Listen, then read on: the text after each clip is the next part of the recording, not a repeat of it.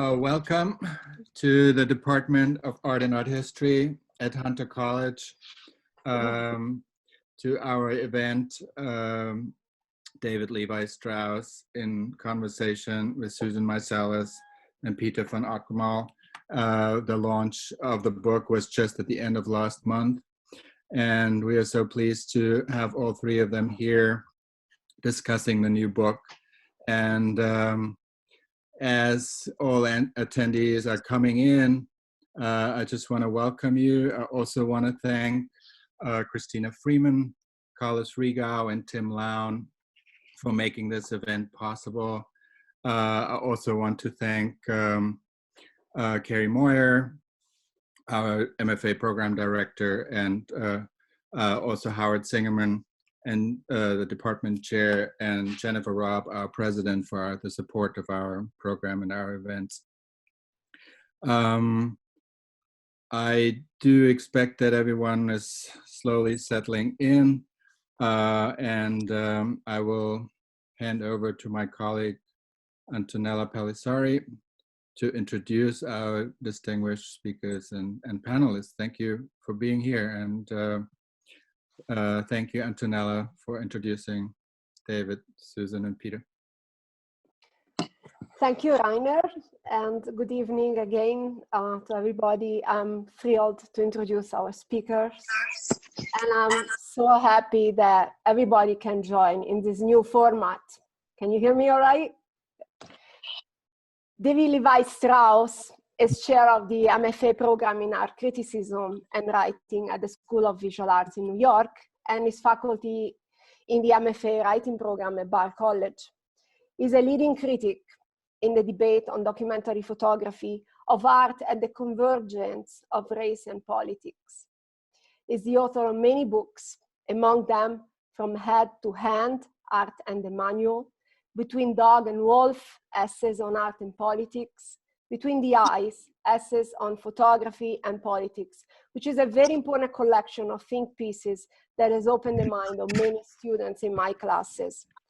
This book raises questions that I see very relevant to tonight's conversation about his most recent book, Co-Illusion, as he discusses then and now photography and the digital as surrogate representations of the real.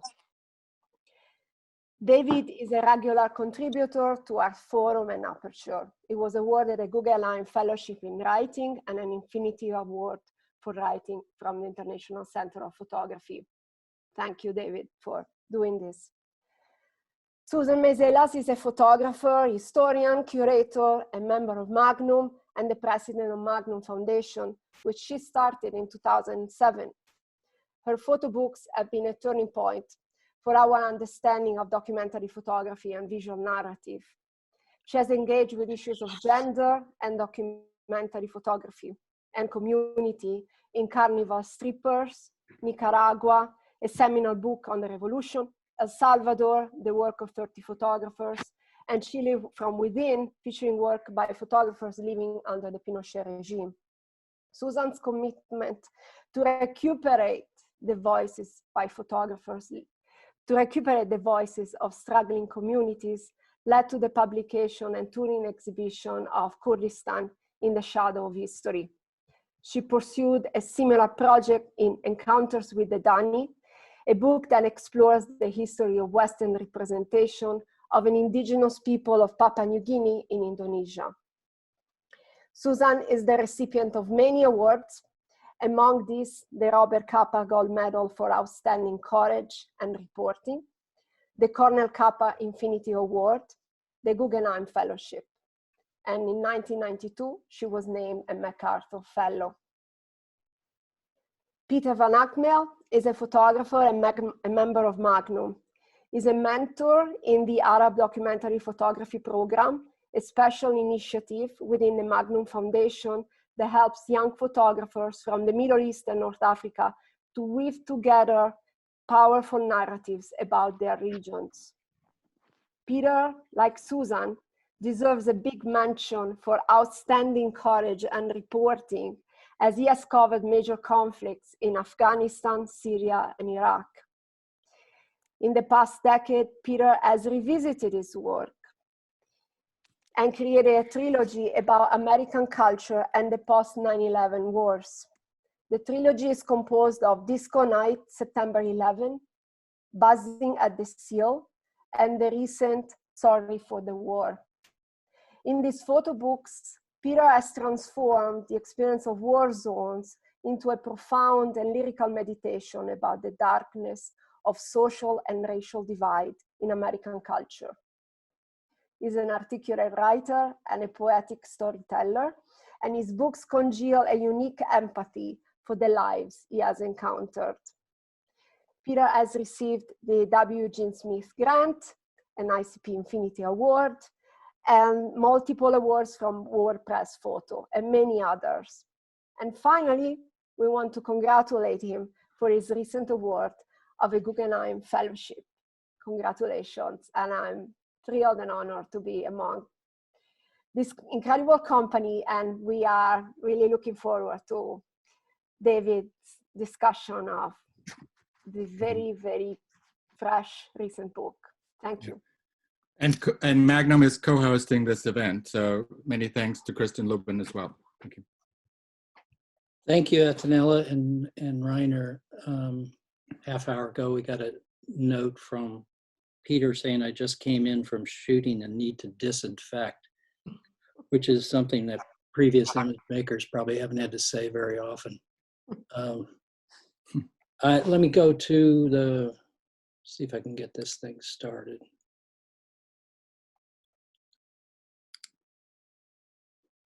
Are we set?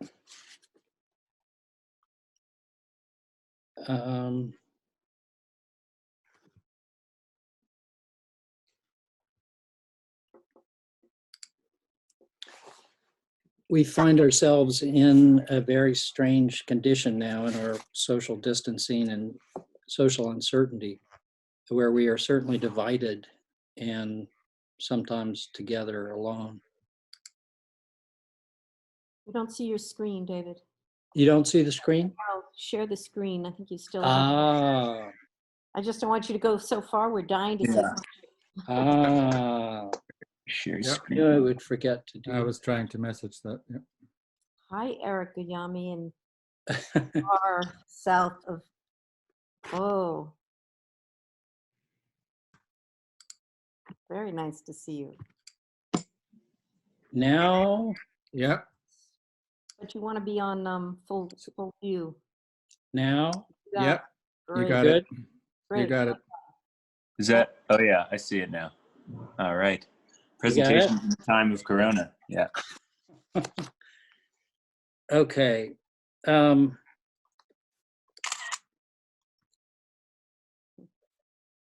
So really all we have now are some words and some images. And that's what this medium that we have between us is good for, really. So I'm going to show you some images and give you some words for a little while here. We can see now. We're Mhm. good. Yeah. Yep. Perfect. I'm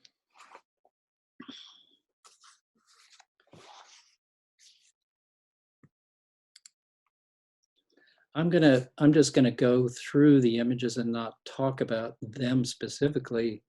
I mean, I want them to be connected to the words, but not directly. So, and they also don't have titles in them. So,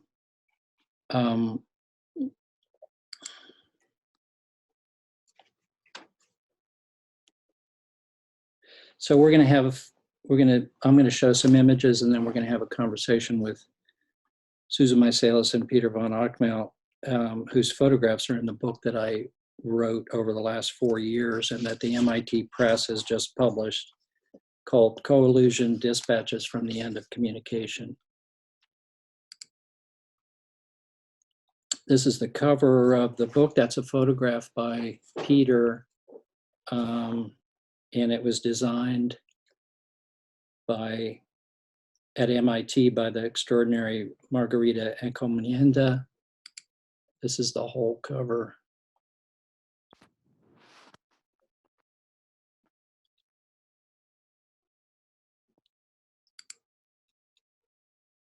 So for me, the only way to try to understand what's happening to us and what's been happening over the past 4 years is to look at the effects of recent changes in our communications environment.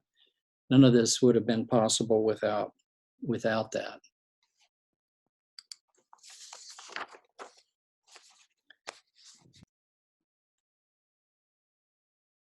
For,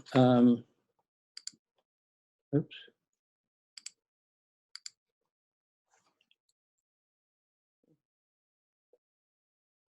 The first step was that the separation or distinction between celebrity, entertainment, commercial communication, and political communication was dissolved. So political speech has become a subset of celebrity, entertainment, commercial speech.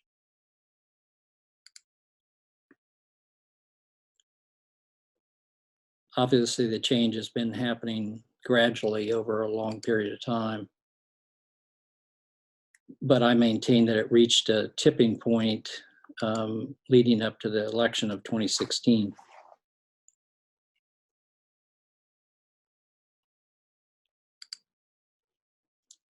And it coincided with changes in the ways we communicate in general that made certain kinds of political speech or political discourse almost impossible. These changes have come about through the manipulation of words and images, and that's part of what I've been thinking and writing about for the last 40 years or so.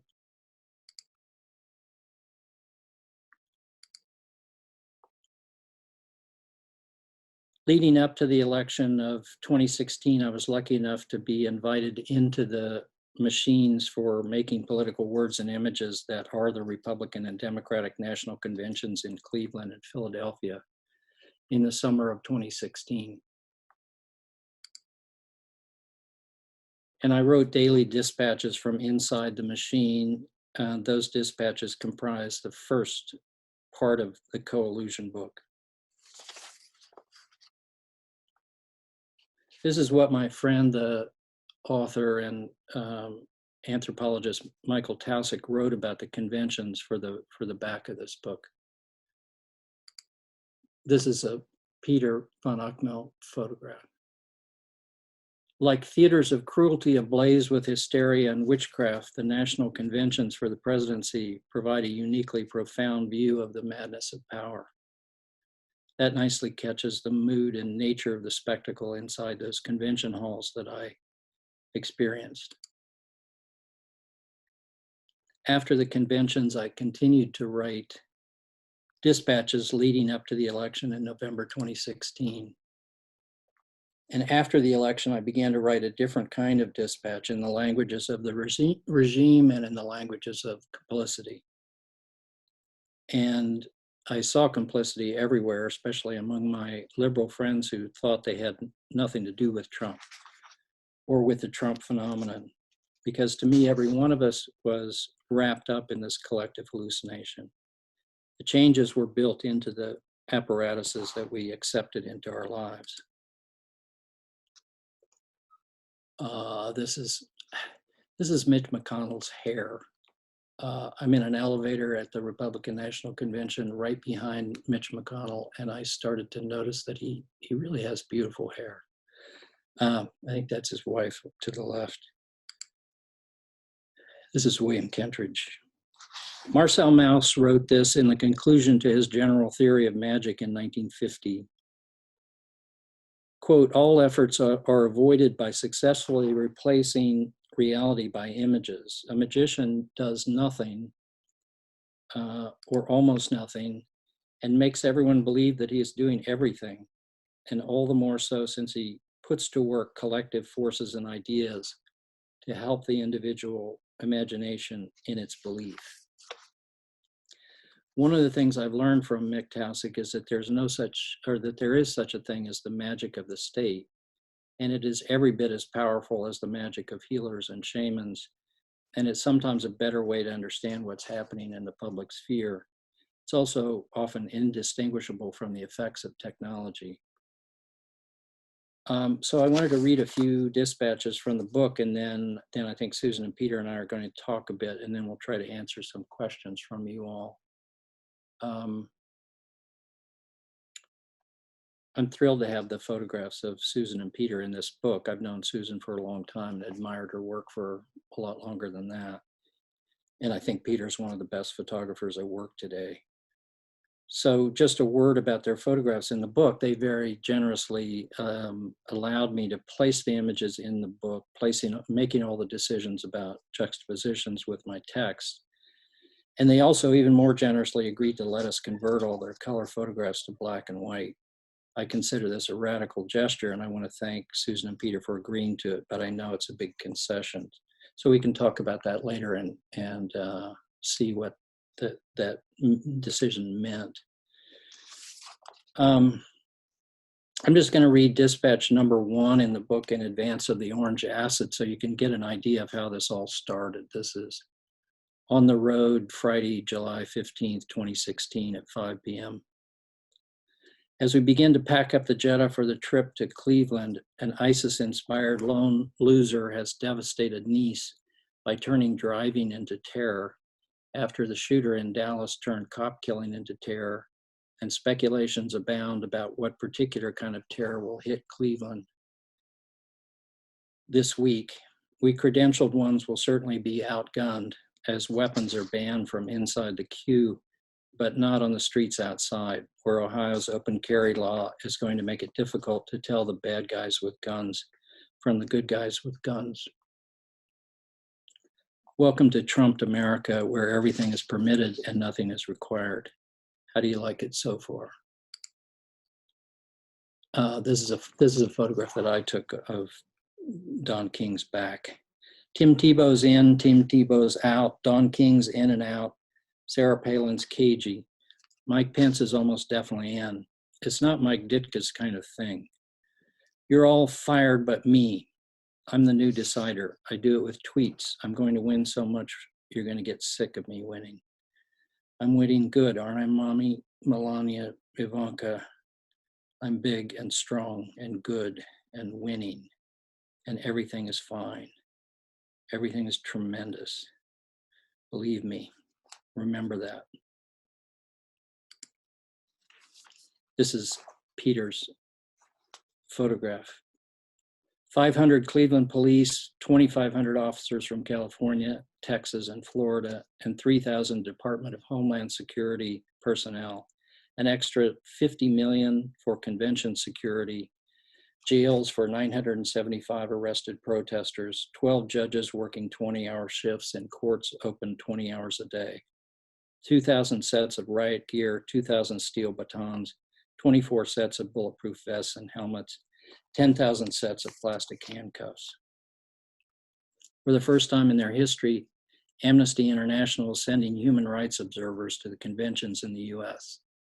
CNN said the multinational human rights organization typically sends monitors to document elections, transitions of power, and public unrest in countries around the globe riven by civil war or ruled by autocrats.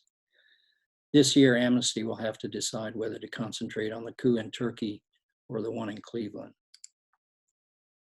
This is also Peter. The next number of photographs are all from Peter.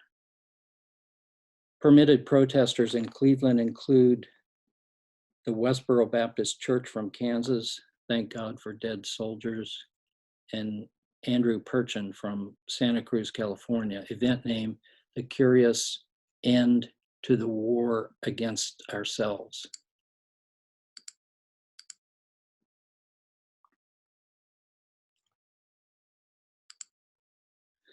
To get back to this is a quote, to get back to the warning that I've received, you may take it with however many grains of salt as you wish, that the orange acid that's circulating around us is not specifically too good. It's suggested that you do stay away from that. Of course, it's your own trip, so be my guest. But please be advised that there is a warning on that one, okay?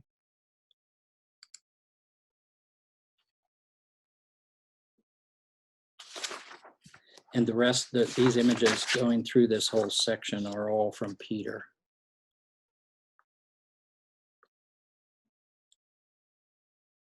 This is from New York, Saturday, October 15, 2016, the elites. It is the elites and their elite thinking that has screwed everything up for us. Elite thinking is dominated by political correctness. Their political correctness has caused them to put the welfare of Blacks, Hispanics, gays, and others over our own needs. These groups are fine, but the elites act like these groups are better than us, more deserving. But Blacks, Hispanics, and gays didn't build this country. We did. The elites have let illegal immigrants get away with coming into our country and taking all the good things that were meant for us. They've let China and other countries take our jobs and then sell us back our own goods at inflated prices. They've often given away everything our parents and grandparents worked for in unfair trade deals because they feel guilty about American power and dominance in the world. They've given up too much in trade. Hillary Clinton represents the elites. She wants open borders. She wants to throw open the door and let everyone in, even radical Islamic terrorists who want to destroy us. She's weak. Elites are weak. They spend all their time thinking about how to take more from us and give it to politically correct groups. They have all kinds of excuses for why this is a good thing to do, but we just keep losing things. When we look back, all we see is us losing things. We used to be on top, but now we're on the bottom. Maybe we should just give up and take welfare like all the politically correct groups. But that's not our way. We're not like the takers. We're givers, like Donald Trump. He fought his way up and made something of himself, and now he's trying to give us hope and a way forward. He sees through the elites. He knows them. He could be with them if he wanted to be, but he chose to be with us. He understands us. He loves us. The elites hate him because of this. The elite media will do anything to bring him down, but we see through their attempts to demean and destroy him. They just can't stand that we love him. It drives them crazy. When this is all over, we'll be on top again. Order will be restored. We'll take our country back. Trump will make everything work like it used to. He'll make everything okay again. We'll go back to the way it was before the elites took over. We'll be nice to the politically correct groups, but we'll be on top. This is the way it's supposed to be. It's only right. And then after the election came this. This is called Prologue in the Theater After Faust. Hello. Welcome to our world. It's yours too now, in a way. You built it. We understand that many of you thought it would turn out differently and lead to some democracy of effect. But you must have noticed the changes. You must have seen them coming up on your screens. You must have noticed as the images began to separate from their reference. You told yourselves it was a temporary spectral shift or a minor glitch in the iconosphere, but you must have seen it. I should have said this is a photograph that I took of the Trump box at the Republican National Convention in Cleveland, July 18th, 2016. When we saw it, we knew that the image had been set free. It was no longer bound by the old rules. The change began years ago, soon after Stuart Brand proclaimed that information wants to be free. Then the image became information. And once it was free of its old bond to the referent, to the signified, it became possible to move images around at will and to make our own reality. Our father taught us how to move them around. Grandmother used to call it the effet de réel in a fake French accent and laugh. We are the disruption you have been preparing for all this time. We know who you are because he knows who you are, defined by what you want and fear. We were raised in the knowledge that we would eventually and inevitably control the future by simply reflecting your own desires and fears back to you. We were trained in these secrets of the Black Mirror, trained to rule. We always knew the time would eventually come. We know that many of you were surprised when it happened, but you shouldn't have been. When the social died, it was replaced by social media, and that was made for our father. When everything and everyone became connected, everything and everyone became controllable. When everyone turned the camera around on himself or herself, the circuit was closed. You freely gave up all your information, including your image, and clamored to be told what to do. Much about the change is still misunderstood. We are actually against politics per se. In our world, there is no more class, no more alienation, no more identification with the other. Everyone wants to be like us. We are the revolution now, a revolution of the image, and soon everything will be revealed.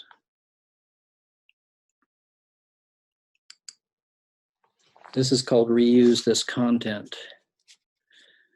Don't think of me as one of the wealthiest people in the world or as the CEO of one of the largest and most powerful corporations in the world that owns most of your data and knows more about you than your mother ever will.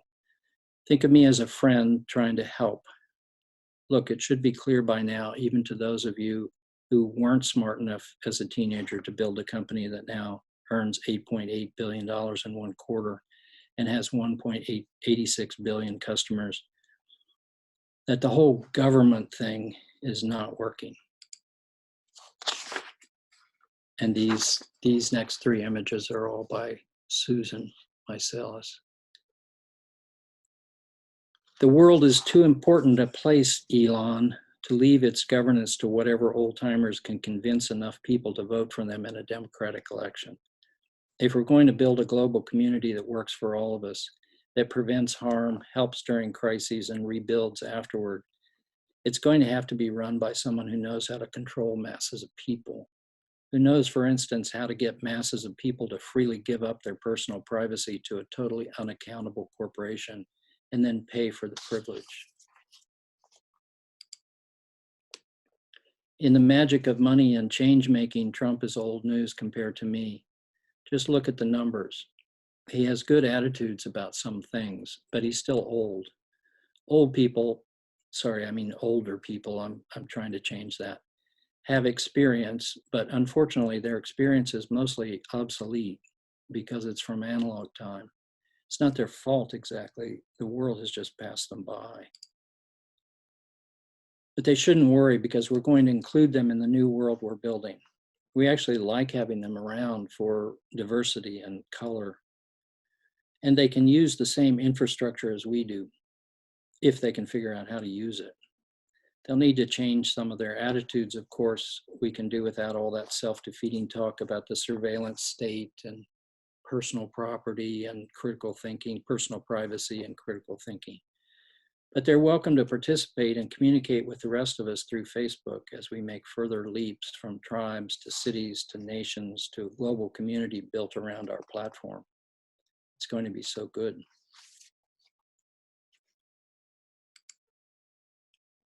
So this book is partly historical to tell what happened. This is the documentary impulse, and partly speculative about what this is all going to mean.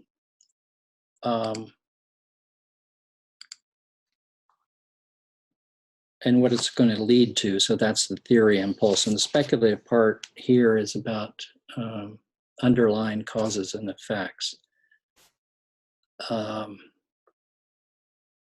But after the book came out on March 31st, I realized just how much of a risk it was for the publisher, the MIT Press, and for my editor there, Victoria Hindley, who believed in it all the way through, and I took the chance. Thank you, Victoria, wherever you are. And I want to say here as well that Susan Meiselas believed in the book from the very beginning. When I first read dispatches from it as part of the Magnum Photos conference at Hunter that Antonella put together in October 2017, which was also where I first met Peter and we talked. Actually, I'd shown things to Susan sometime before that. The book has two epigraphs, both from Trump. In the summer of 2018, both addressing military crowds. The first is something he said to the National Convention of the Veterans of Foreign Wars in Kansas City. Quote, just remember what you're seeing and what you're reading is not what's happening.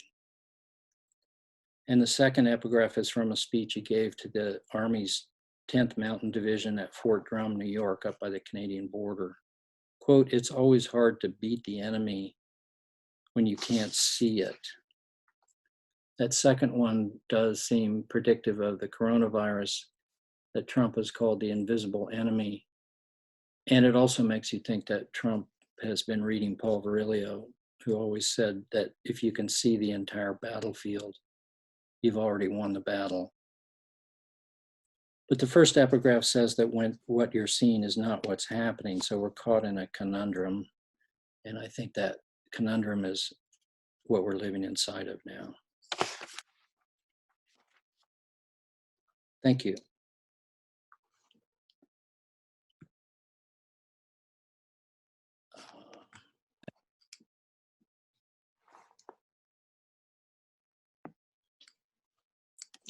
Sobering, David.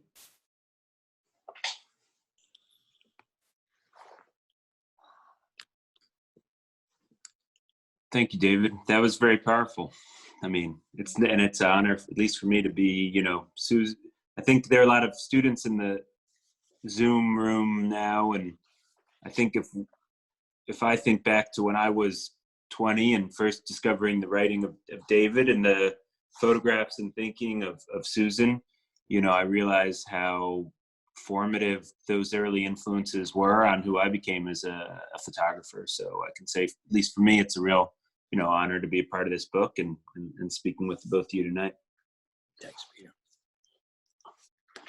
I wanted to ask you, I want to ask both of you about all kinds of specific images, and I put together, I don't know how to do this exactly, but I put together some other of your images, and in both cases in black and white and color, so we can go back and forth and see. They're really completely different images. But Peter, I wanted to ask you about that photograph you took of Richard Spencer, which is, he's taking a selfie of himself. I think I've got it here. Let me see if I can find it. He's taking a selfie of himself in Clarendon, Virginia in 2016. Oh, yeah. Yeah. He's wearing dark glasses and dark clothes, and the setting looks like it's like in Alphaville or somewhere. I don't know what the surrounding is. But how did that happen? That came about. I'd been in 2015. I spent quite a bit of time with a Norwegian journalist, Vegas Tenold, who was deeply kind of embedded in various far-right movements in the U.S.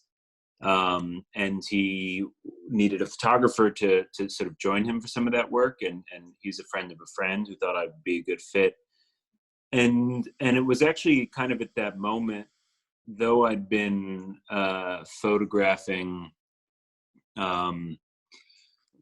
all 50 states across kind of class, socioeconomic, and kind of political ideology for the years that preceded this point, almost 10 years preceding taking that picture. It was kind of in spending time with those far right movements and who they were surrounded by that I started to realize really that this incredible strength that Trump had, even before he was being mentioned as anything but a joke on the national stage. He was being kind of perceived as a deity and a savior in these circles. So it started to make me a little freaked out, to put it mildly. And anyhow, just to fast forward, after the election and people like Spencer became kind of prominent, surrogates of the new administration, Vegas, through his deep contacts in the far right, arranged kind of a conversation and a portrait session with him. And the portrait actually is the one I use most frequently, because essentially, just by a trick of the lighting and the contours of his face, he looks like an evil demon kind of in the picture, though it's a bit overly editorial, more so than I tend to go in my pictures, where I like to let them speak for themselves. And then at some point he had a call to take, and he stepped outside. And as a photographer, I always, the assumption is always that you don't know when you've got the picture, what the picture even is, and at any given moment, something can shift, a twist of a hand, a gesture, a change of scenery, and something you'd never expect would kind of comes to light. And so I did what I always did. I kind of followed at a distance to see where he was going, and saw him sit on this chair and kind of unfold a selfie stick, and I took a picture from across the street. And it was the sort of, I was drawn to, I suppose, the sort of sheer kind of absurdity of the scene, and also how it kind of embodied in retrospect a lot of the way technology is being used for this messaging. That, on the surface it seems ridiculous. It's a guy with a selfie stick on a bench, but actually underlying that is something much more nefarious, and power and influence and hatred. And what about the cover image? That was taken at the first Trump rally I ever went to in Nashua, New Hampshire, during the New Hampshire primary in 2016. And this was just as Trump was kind of starting to be taken seriously amongst the kind of, let's call it the mainstream media. And so I wanted to go to the rally because, I'd been hearing already about him through these far right groups I was documenting for quite some time, and starting to take him more seriously myself.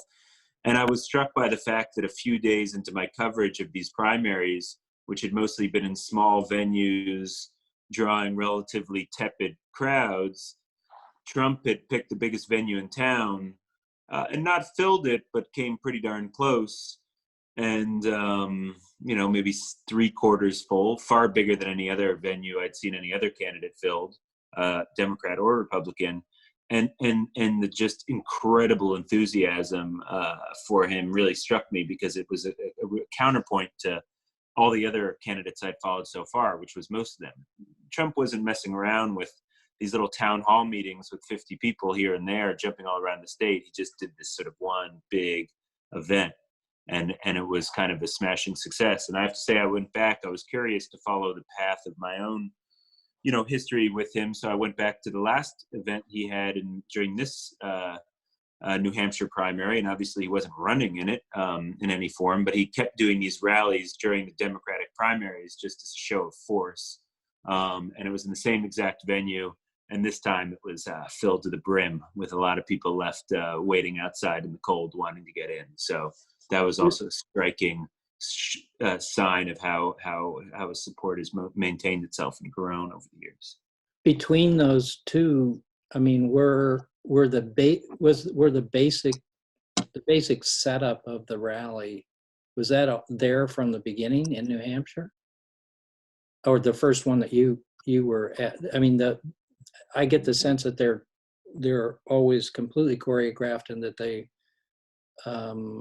are a set show, and you move from place to place, but it's really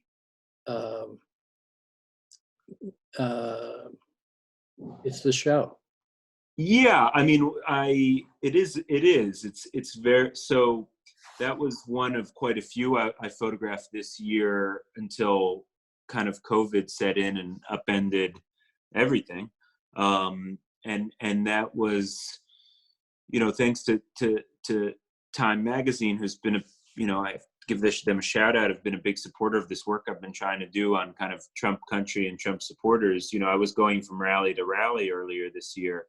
And they are a semblance of the same thing.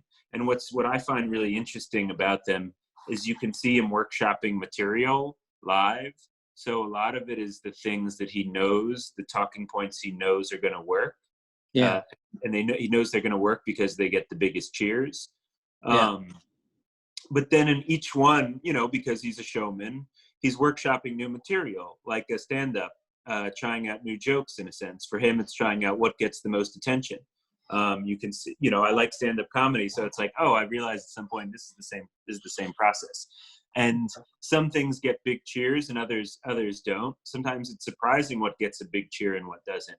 Sometimes it's very contradictory. I remember being at a rally in Pennsylvania and him talking about all the local steel jobs that were returning since his presidency, very tepid cheers, because they were local to those steel jobs and knew they weren't returning. So barely a sound. But talking on more macro terms about the return of jobs and the strength of the economy, huge cheers, the talking point that they didn't necessarily have a point of reference for. So that I find that curious, the way, you know, he caters to whipping up the audience based on what he thinks is going to be most successful, and that's partly instinct because he is a brilliant showman, as we know, and partly, you know, him trying out material. Yeah, yeah. Susan, I ran into you at both conventions, right? Yeah. Yeah. And you were, I knew that you were working on some projects, different projects and I wanted to know how that influenced what you were, how many conventions have you been to? Well, not so many. I've been thinking about that.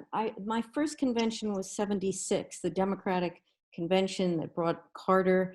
The reason I was there was somewhat because the 72 convention had been so important for women. The question was, on 76, you were going to see women delegates. So I was very focused on seeing what that looked like. In 76, it was in New York in Madison Square Garden. And then I went to a couple of, and this is the interesting question, you know, when you're become, what it means to be inside the convention hall versus outside. So in the 2000 period, for example, I went to Philly, very intense protests. 2004, again, very intense protests in New York. And I was very focused on who was surrounding the convention more than being in it. I mean, again, Peter and I aren't saying, but you know, you can't really get into so-called cover the convention unless you're associated with a media player. And I've had, so that's another reason I couldn't be inside previously. But then when you are inside, you're also outside the inside in this peculiar way. You know, you're not a real insider, or I'm not.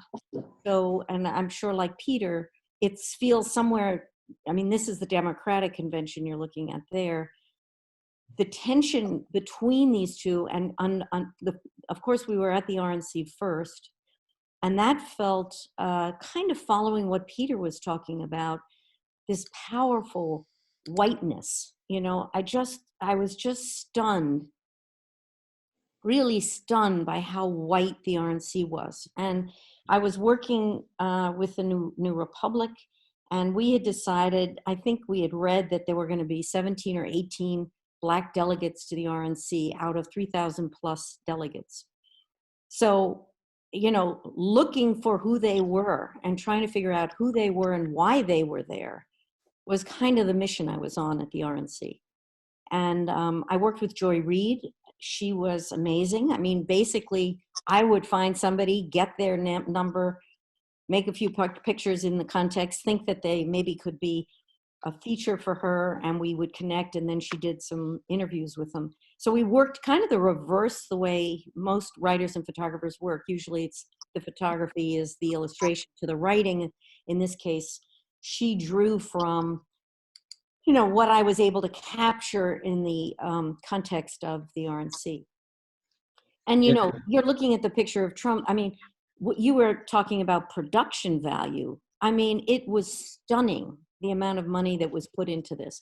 You know, the smokes and the mirrors, and the, it is like a Hollywood production. It was just any convention to some degree is that, but this one was very highly produced. Yeah. So one of the, you know, but this, I think one of the takeaways in retrospect was the sharp divide between the whiteness and finding the 18 Black delegates that I could find on the floor, in contrast to working in the Democratic convention, where I literally couldn't make a frame with any lens that wouldn't have had incredible diversity of faces and histories.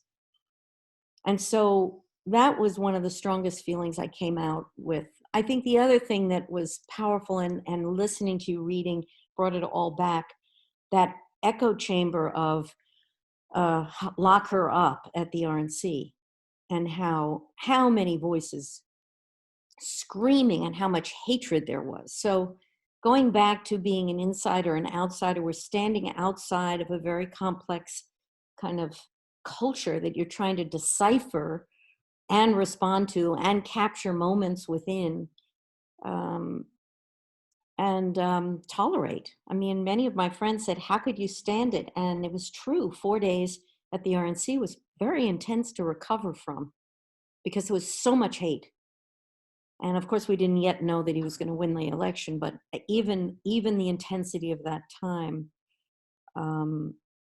versus the very different kind of energy that we were feeling, even though, of course, at the DNC, we haven't talked about it, but, you know, the Bernieites and Bernie speaking, Obama speaking, there was a lot of tension throughout the Democratic convention of a different kind. There was internal splits, divides, whether or not we would come to unity of any kind.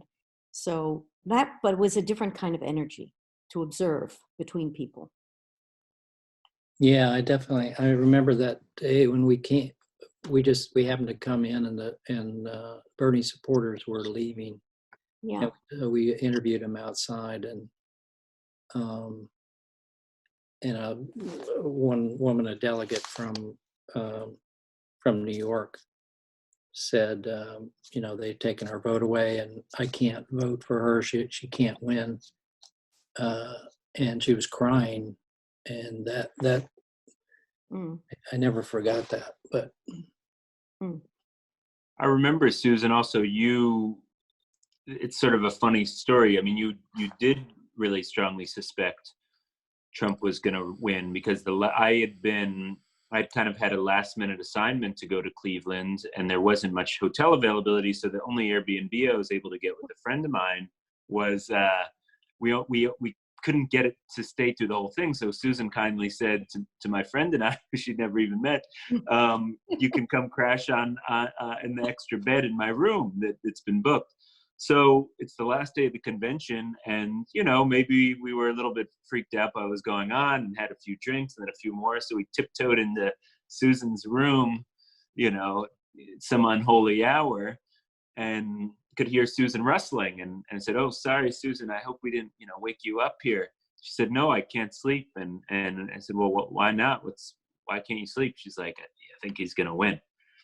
And I always remember that because I was kind of starting to come to that conclusion myself, reluctantly. But it was a powerful moment to hear Susan's voice out of the darkness, sort of, you know, anguished voice. I remember, you know, saying that. So. Yeah. Well, and the other thing, remembering, because Peter and I bumped into each other, it was incredibly disappointing that the protesters were so, you know, bullied. They, you know, they were restricted in Cleveland so that they had no presence and no voice intersecting with the delegates, which, you know, we were out on the streets as much as we could be. I mean, you know, you want to get in, you have to get all these passes, you have to go through all the security, et cetera, et cetera. And then you go out, and the streets were not as what I had expected, in fact. And, you know, I mean, it may seem simple to people who are listening in, but just making frames of the logos and the buttons and the T-shirts and the nasty energy that was being just, the extremism, you know, in any surface that could be rendered. It was a very intense couple of days to really process. And we've now lived for 4 years, and it's played out pretty much as I think what you were reading, David, just what the vision of the world that they inherited and want, and the xenophobia, all of the things we've been seeing in 4 years and we'll see more of. We saw it then in those 4 days. We saw it, we anticipated the future. You couldn't not feel it. And you realize also the civilizational line, how thin it is. Susan and I both covered, you know, a lot of kind of conflict in different forms over the years. And I think one thing that's true in every conflict is that realization that, you know, most civilizations hang by a much thinner thread than you can imagine. And that the line between between chaos, depravity, and violence, and our seemingly normal lives is not that thick a line, and to transition into it can be very rapid indeed. And we're seeing some version of that in Corona. One day to the next, okay, our lives are different and history is different, and what next? And for those that have gone through wars, you know, I'm always struck by the number of times I've heard in conflict zones, people even years into a war saying, you know, that they never thought it could happen there. Yeah. Yeah. You know, it's always someone else's problem, someone else's situation. And then suddenly it's them with their bundle of their last belongings on their head, trudging down, you know, a street. Can you talk about what you're working on now, or what you're shooting right now? Peter. Me? Peter? Oh, Yeah. yeah.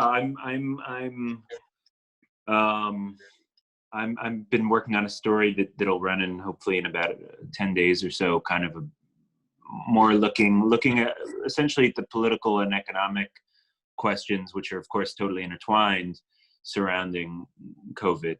So trying to get the next step, the next story down the road after this like horrific infection rate in the human toll on lives is of course what's next, and that's a bit what I'm working on. So, you know, I've been going a few times this week and starting again at 6 a.m. tomorrow to food distribution centers with the National Guard, and then food distros in rural parts of Maryland and in the inner city, and it's pretty staggering. It feels like the modern day bread lines, the kind of FSA pictures that I remember seeing a lot when I was a student learning about photography. You know, now there's the modern day version, but instead of no one's on foot, they're all kind of in their cars, because, you know, no one can collect these things with the proper social distancing. And of course, technology has evolved as well. So it's pretty surreal, and to capture the scale of it, it's very hard to capture the scale of it too when it's cars, because, you know, you have a finite frame and a finite number of things that can fit into the frame. So I've actually been using a drone a lot to kind of capture the scale of things. So that's it. I mean, it's sort of vague and specific at the same time, I suppose. It's always hard to describe photographs. Yeah. I mean, that's when I was, you know, I had a number of photographs from each of you and tried to put them in the book, so that, I mean, I'm always trying to break the thing that words always want to try to explain photographs, and photographs want to illustrate the words, or at least that's what's happening in our the word. brains. Inspire, David. We want to... Yeah. Or that's what's happening inside our brains when we're looking at them and putting them together, but trying to break that up so that there's a third image and something else coming in. And it's actually easier when it's easier when the photographs are as good as the ones that come from both of you, because they move around. They're able to move around more. But as I said, I really appreciate being able to do that. It was a big thing. Is there anything else that you want to talk about with, people are going to ask about, I know they're going to ask about the black and white conversion, and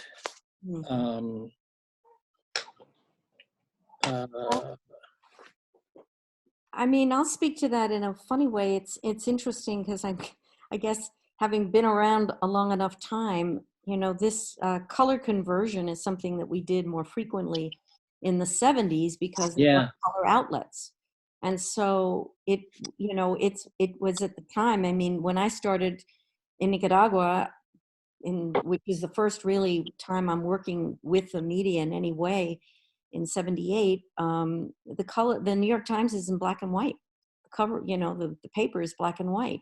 And, you know, it was only through producing, I was actually shooting two cameras, black and white versus color. Color would go to Time.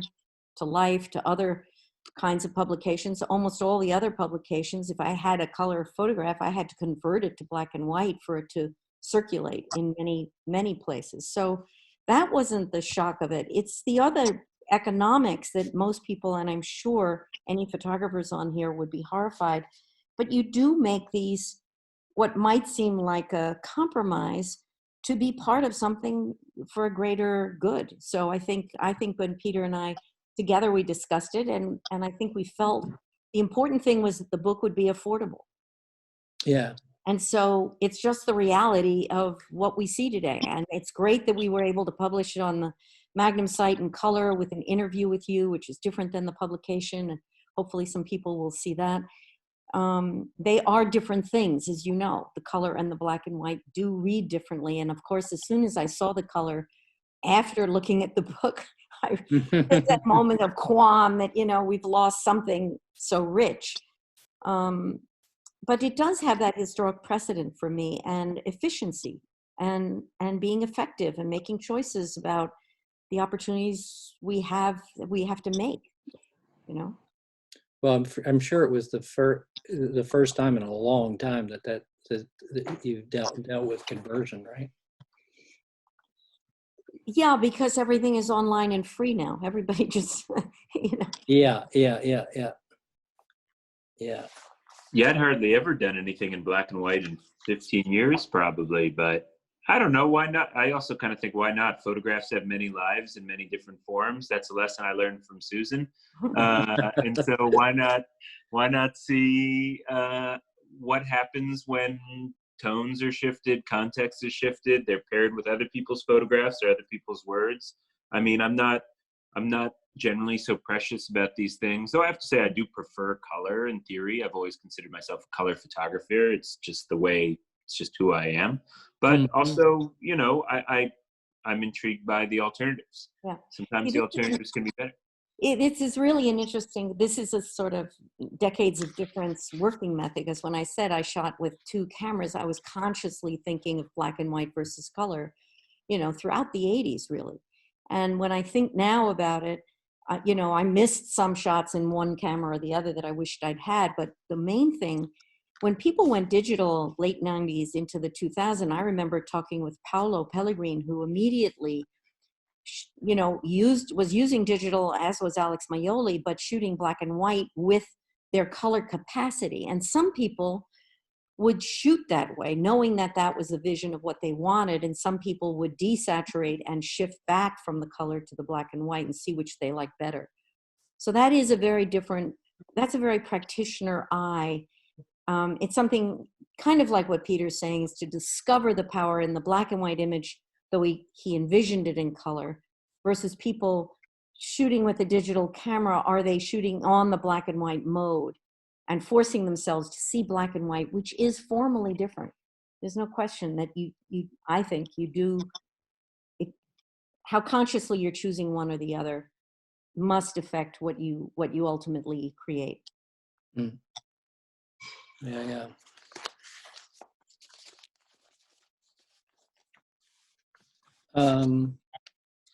Reiner, are you there? Yep. Do we have any questions? I'm here. Is there anything? Can you hear me? Yeah. Is there anything you want to? Oh yeah, we have Yes, and I think, and I also just got a question from Antonella, which I think may be a beautiful start. She's picking up on a critical quote from your book, and she quotes you saying, "People have difficulty," quoting Obama. Obama said, "just sorting out what's true and what's not. And if you don't have some common baseline of facts, it's very hard to figure out how we move democracy forward," end of quote.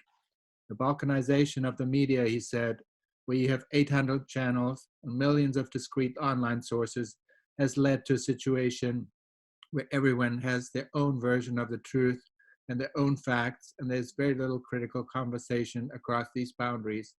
What we have is a vast collection of discrete sources with no real possibility of feedback, creating a nation of isolated monads, belligerent and lonely. And she was wondering if you could speak more to that you found that was a very critical moment in the book. Do you want to expand on that? Sure. I mean,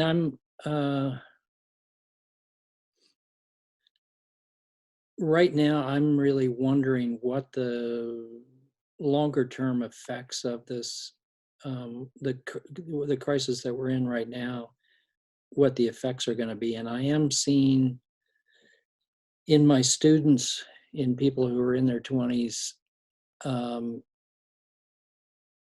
that they're actually questioning that setup, or they're questioning the communications, like the structure of the communications environment that we built in ways that I haven't seen for a while.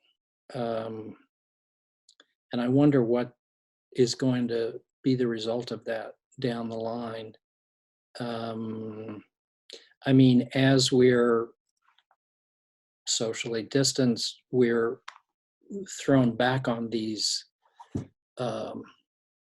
apparatuses, and it's all we have, and it both increases their importance and their effect, but it also highlights the limitations of it and the limitations of different platforms and different parts of it. So I'll be very interested. I mean, I think ultimately we really have to figure out another way to communicate about important things, because the way that we've been doing it is not working. And it's certainly not working in the political sphere. So yeah, I think it's going to change, but I don't know what those effects are going to be. If I can step in, David. There's another. Go ahead. Can you hear me? Yes. Go ahead, Agtmael. I mean, that Obama quote, I find it a very powerful moment in the book. But from the start, right, you say remove social media from the equation and everything changes. And you remark on this, on how, obviously you're discussing Trump, but I think what's so powerful about the book is that you're discussing this question of reality, what you call the reality tunnel, and our difficulty with scrutinizing what's going on in the current social media environment. I have to say, what you wrote about 9/11 has been so powerful for me and the students who've read that essay, because again, you were questioning, what do we understand as real, and how does photography and the digital play with that? And I find this really interesting in the book. In a way, the Trump case study enables you to tell us something about what the hell, are we understanding today as, communication. Yeah.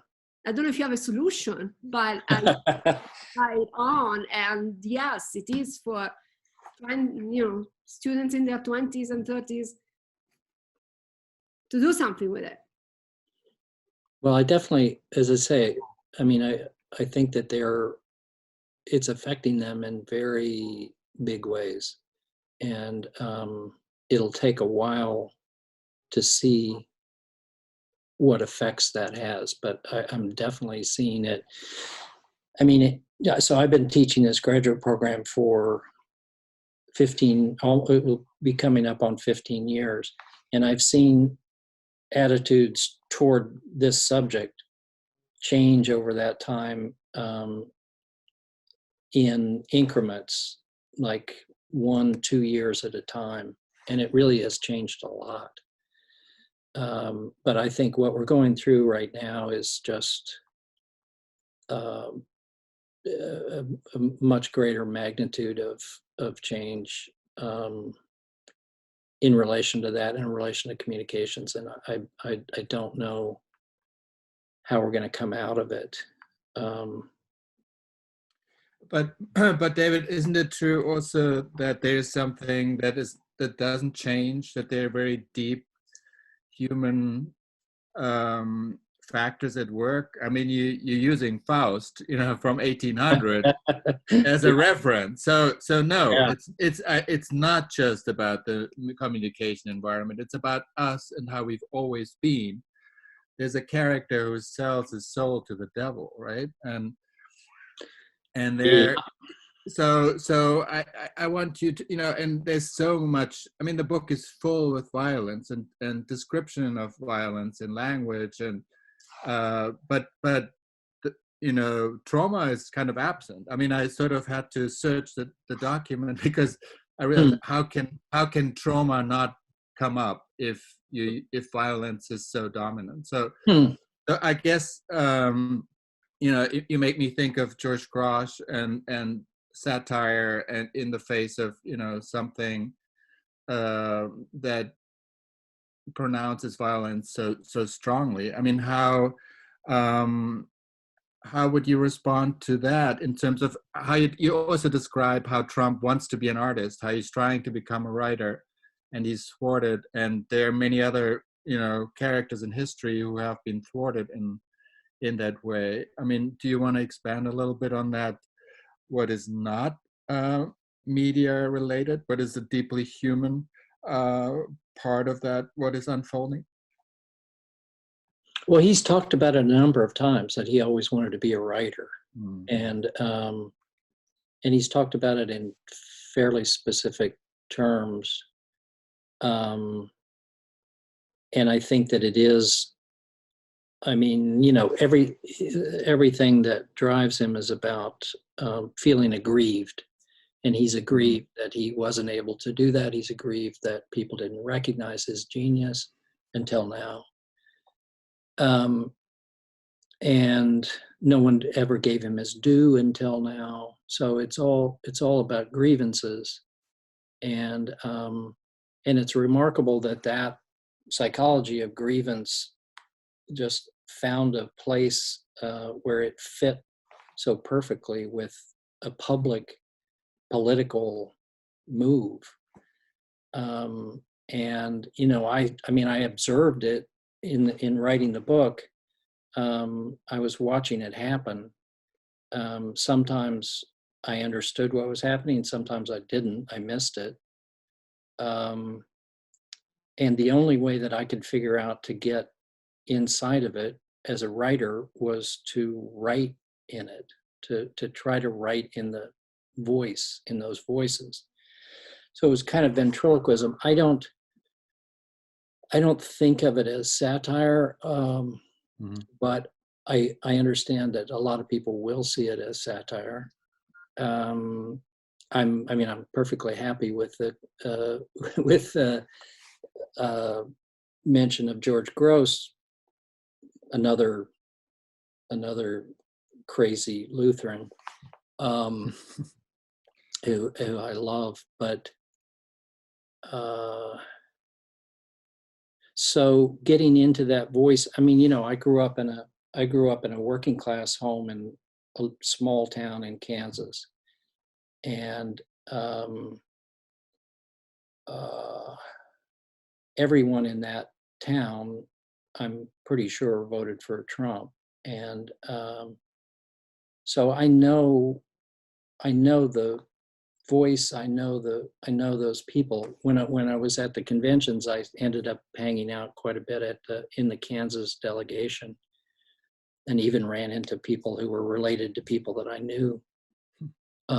But so going into that voice was not, or those voices, again, of grievance and of disappointment and anger, which is, I'm not sure what you're referring to when you say that there's so much violence in it. I mean, there's violent language for sure. Yeah. That's what I mean. Yeah. Okay, we have a bunch of questions from our students. I may want to just bring up a few here. there's a distinction of voice in psychologizing power through characterization versus a more direct analysis and theory. How do you connect or think about the process of psychologizing and embodiment to a possible act of text performance? I guess I don't think of it as psychologizing, but I can see how one would think that. I mean, there are two kind of analytical essays in the book. There's a preface and a coda. Coda ends with Kafka. And so I do, I knew that I needed to do that direct analysis and theory. But for the most part, I thought what was more effective for me to try to understand what was happening to us was to go into the language and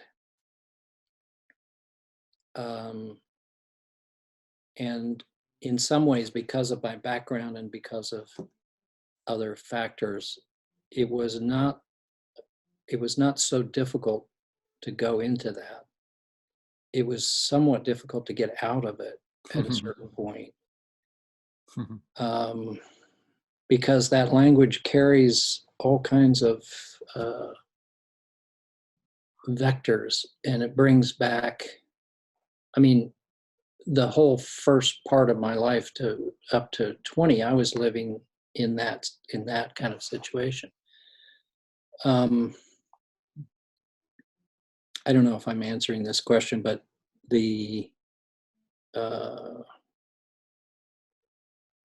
I think it makes sense to think of it as text performance. I mean, I also always thought that there would be some aspect of doing these readings with projected images and a lot of projected images, but not now, not for a while. Well, the talk David gave when we had the Magnum panel, that was, I haven't forgotten, that was a performance that was directed to Facebook mainly, but it was incredible. I mean, you had become those people. And yeah, so I mean, I can see that this could be theater. Yeah. Potentially, yeah. It was very effective. Thank you. Scary effective. Have you ever watched a movie or production that you liked, only to discover later that Steve Bannon was somehow attached to it? I don't think so. I'm a pretty devoted Bannon watcher, and try to find out everything I can about him. I mean, I go in and out because the stream goes in and out. Sometimes and he's out of the stream right now. But so when I wanted to find out what his films were, I watched them, as many of them as I could get a hold of all at once. And I'd never, I never had that experience of stumbling over a Bannon production. But maybe there may be things, maybe I just missed it. Maybe there were things that he was involved in that I haven't seen. More seriously, analyzing the need for repair of infrastructure for critical discourse, I wonder if you had thoughts on material and concrete solution for fixing this infrastructure. What might this vision look like to you? Well, that's I mean, this time that we're in is so uncertain. I don't know what's going to happen next month. I certainly don't know where we're going to be in 3 months or a year. It's so uncertain that I'm even more hesitant now to put forth, concrete solutions. I also think that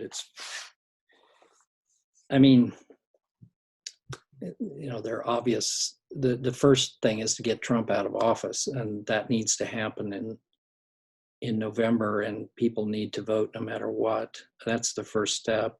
And then I think we can think seriously about how that's not going to solve the problem. It's not going to solve the larger problems. But then we can start to think seriously about finding another way to communicate about important things. I mean, I keep coming back to this, but and that's there's another question that connects to that. Your work analyzes and highlights what we have all heard before and know to be true about Republicans using propaganda and fear-mongering to appeal to the naive public while catering to an elite class. Politicians have the astonishing ability to get people to vote against their best interests.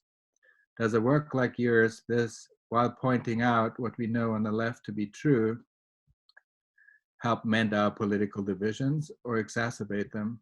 Is there anything new being brought to the table here? Well, when he asked that question the other day, I'm sorry, what was his name? Paul Fogelert. Paul. So, yeah. And I told him, that's a question that he's going to have to answer, whether it brings anything new. It's not really for me to say. But I hope that the book is not doing what he describes here. It's the danger. It was the danger all the way through that it would be seen that way. But I hope it goes further than that and deeper than that. And is not just what we all know. And I think that's kind of, when he's talking about mending our political divisions, I don't think that's something we're politically divided, more politically divided than we've been in this country for a long time, but it's not that. I started getting involved in electoral politics in Kansas when I was 16, 17, 18, and worked for George McGovern in Kansas, came to Washington to work for Dr. Bill Roy. And I see a lot of similarities to that time. We were very divided politically, and those things I don't think they can be mended. People disagree, and there are very stark disagreements, but we have to be able to communicate. We have to be able to talk about these things. There has to be a place in our society where we can do that. And that's what's missing, I think. For somebody who's concentrated on communication and words and images, that's what I see as the principal problem.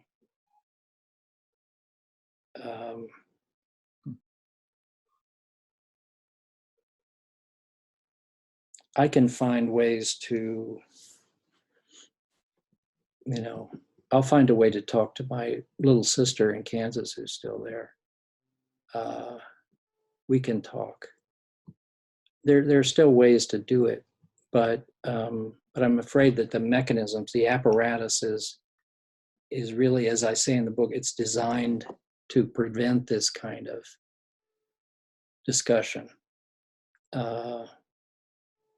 And the way the media has grown and bifurcated and closed down also protects this isolation. And then now we've got a virus that just increases that exponentially, so that we're all isolated. It would be rejected as a Hollywood plot. It makes too much sense. What would a union of Trump and Silicon Valley in all of its severity look like? Well, I think we're seeing it now with people like Peter Thiel and Mark Zuckerberg. I mean, there is, there's all kinds of things. People are approaching it from all kinds of directions, but I see more and more that there's a confluence of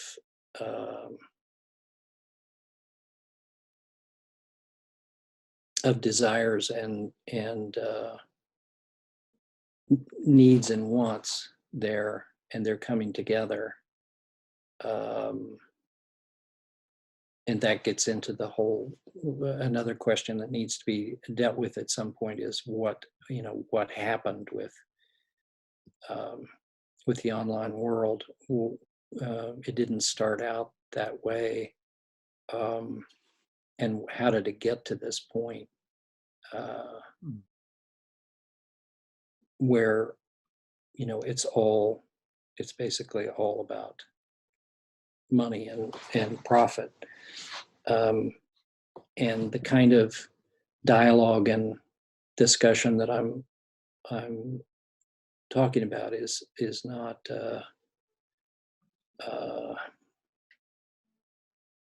it's difficult to see how it can happen in that environment.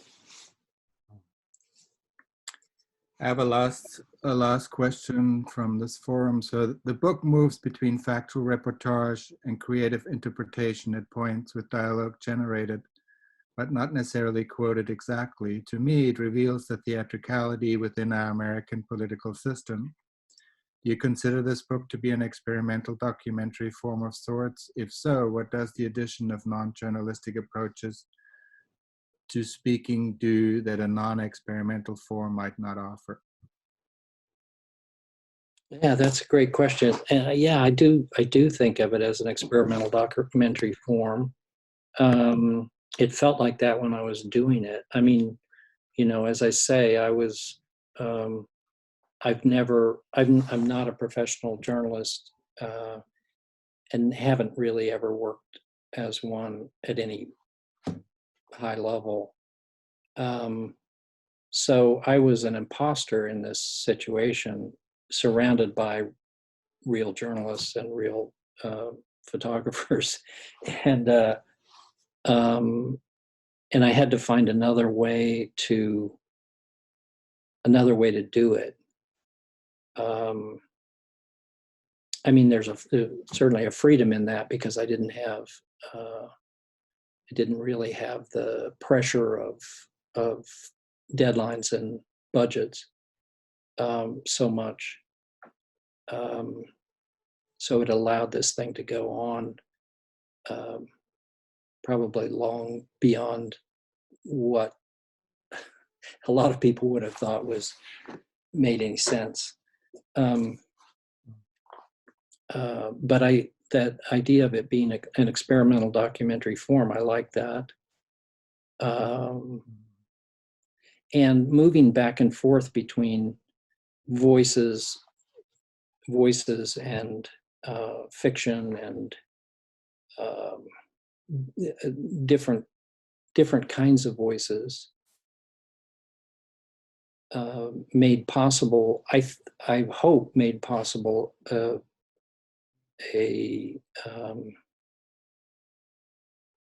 take on all this that you wouldn't get somewhere else. They just followed up saying, do you see a complicity of liberal or leftists in the hallucination you're describing? Could you elaborate that? Is that the right word to call it hallucination?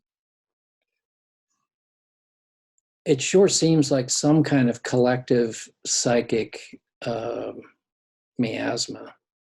And again, I'm sort of, I've been reading Mick Taussig's work for a long time, and I've sort of come to see its utility and its rightness more and more as time goes on. When he talks about the magic of the state and how it and it always comes down to images for me. that images are the way we process things and the way we receive information. That's changed, but it's still we're still doing that. And so including an approach to images and how images are regulated and controlled, I think has to be a part of, it has to be a part of any kind of critical discussion of what's in front of us now. I have sort of a last question is in terms of form. I mean, the book almost reads as if your character in the second part could be on stage. He could be on camera, right? Have you thought of other forms of distribution other than the book? I mean, I haven't had the physical book in my hand, so I've been struggling with a PDF. But I mean, people can now see and go to the Magnum site, and they can watch this. So to see the images in color. But is there another form? Can you see it in other forms and other ways of the work being distributed? I guess the student is also wondering, isn't there a risk that the book is not the contemporary form to distribute your ideas in a way? I think that's what seems to be implied in the question. Well, in that way, I'm stuck. I mean, I'm a person of the book, and I have been, and I will die that way, and that's not going to change. But I'm always looking for other ways. I mean, this thing started. A lot of these dispatches were online as part of an online project, so they had a life there first. Right. And I also think of, early on, I made books that were, I think, a poor person's way of making films. I mean, at that point, it's changed now. That's changed, but at that point, you had to have a lot of money to make films, and you could do it in books by putting words and images together. You could make the equivalent of a film, and that's a lot of what I did. Know any producers? I'm always thinking about other ways to do things. Yeah, absolutely. But I hope you do get a chance to see the book. Is, I mean, the design, the woman who designed it is just amazing, and I really think that, and MIT did an amazing job putting the whole thing together. It's quite an object. So just if you like books, I do. Although it's hard. Bookstores are having a very hard time, and it's hard to get books even around right now. Well, it's out and it's available, so I hope that a lot of people will read it. It's an amazing read. So thank you. I want to thank all of our panelists and Susan and David and Peter and Antonella. Thank you everyone for also our audience for coming, and I hope you can tell everyone who wasn't here, couldn't be here, that we will put this online and that it's available for you to watch on your own time schedule. So thank you so much, and thank you also to the Magnum Foundation for co-hosting the event. And thanks, Rainer. David. Thank you, David. And Susan, Antonella. Peter, and Antonella. Take care. Peter, Susan, stay well. Disinfect. Disinfect. Disinfect. Keep going there.